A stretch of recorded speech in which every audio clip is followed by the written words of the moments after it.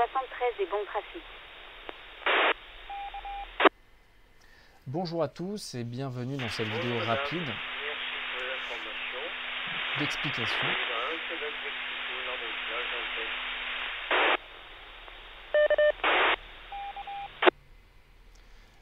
cette vidéo d'explication assez rapide sur les réglages de base du logiciel SDR Sharp, qui est vraiment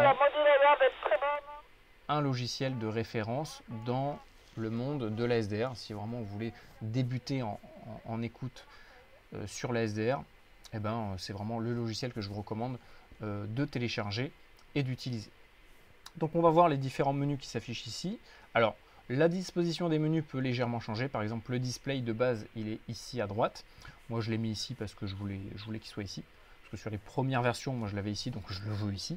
Mais voilà, ça peut un peu changer selon les dispositions. Donc moi je vais vous présenter la version 1.0.0.1920 de SDR Sharp AirSpy.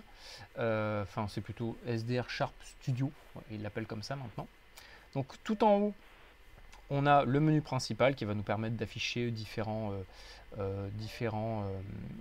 menus.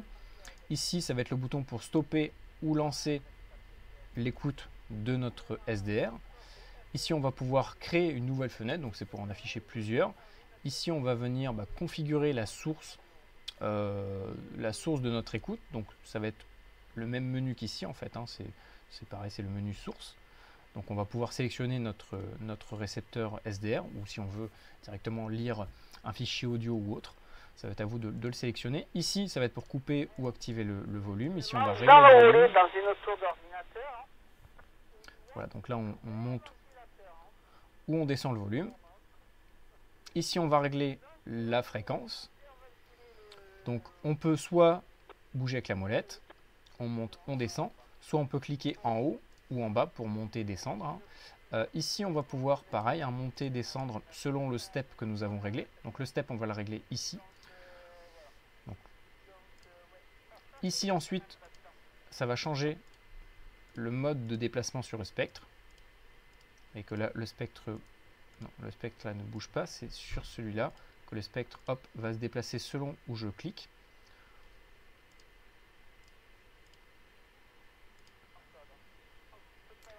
Voilà, donc ensuite sur la waterfall, nous avons le bruit de fond en bleu. Ici nous avons nos pics de signaux, donc ça c'est des signaux parasites. Là on voit que lorsque quelqu'un parle, on a une sorte de vague. Ici on a le signal qui s'affiche, donc ça c'est ce qui a été transmis. Ici on a, enfin au niveau de, on va finir là-dessus. Donc ici on a le spectre radio qui s'affiche, les fréquences, hein. Donc moi je peux lire sur quasiment 2 MHz de large. Ici on a le signal en dB, en fs, oh, c'est des décibels, hein. C'est une mesure pour mesurer tout simplement une force de signal. Ici on va régler les modulations, donc Narrow FM, AM, la BLU, Wide FM, CW pour le morse et les autres. RAW ça doit être pour lire peut-être un fichier audio. Le shift, ça va être pour corriger un décalage, les filtres audio, la bande passante, ici qu'on va pouvoir soit bouger avec la molette, les petites flèches ou le clavier. Le squelch, c'est le silencieux tout simplement pour ne pas entendre le bruit de fond. Ensuite, la source, on l'a vu tout à l'heure, c'est pour changer la source de la réception, la qualité de l'audio qui va être reçu.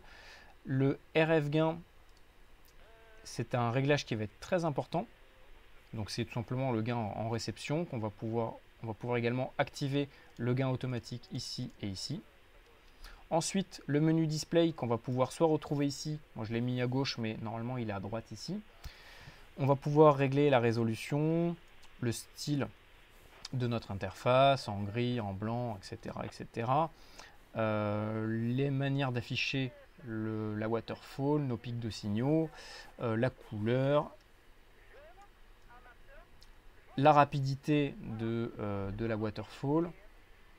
Donc on peut l'accélérer ou la diminuer.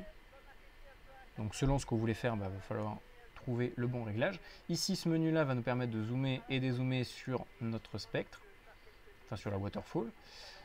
Le contraste va permettre de régler tout simplement le contraste entre les couleurs chaudes et les couleurs froides. En couleur chaude, signaux forts, couleur froide, signaux faibles.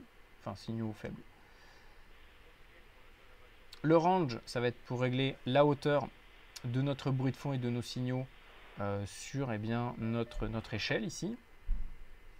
Et l'offset, ça va être pour régler également, un peu pareil la hauteur, mais aussi le contraste. Voilà.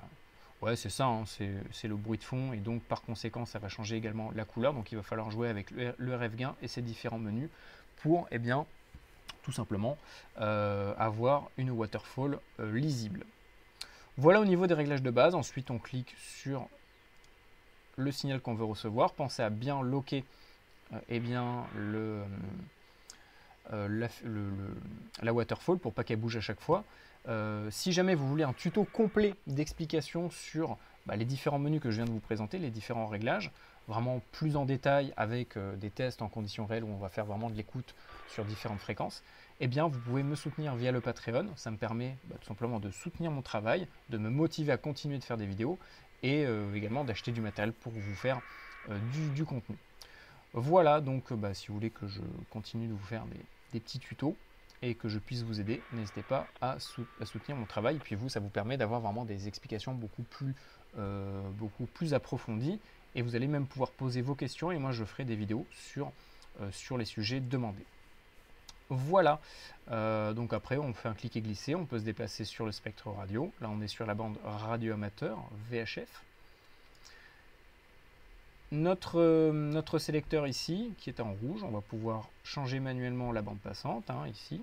Voilà, donc ça va être à vous de le modifier. Si vous cliquez au milieu, vous allez pouvoir déplacer votre sélecteur à l'endroit où vous voulez aller. Donc ça permet de régler précisément là où vous voulez vous caler.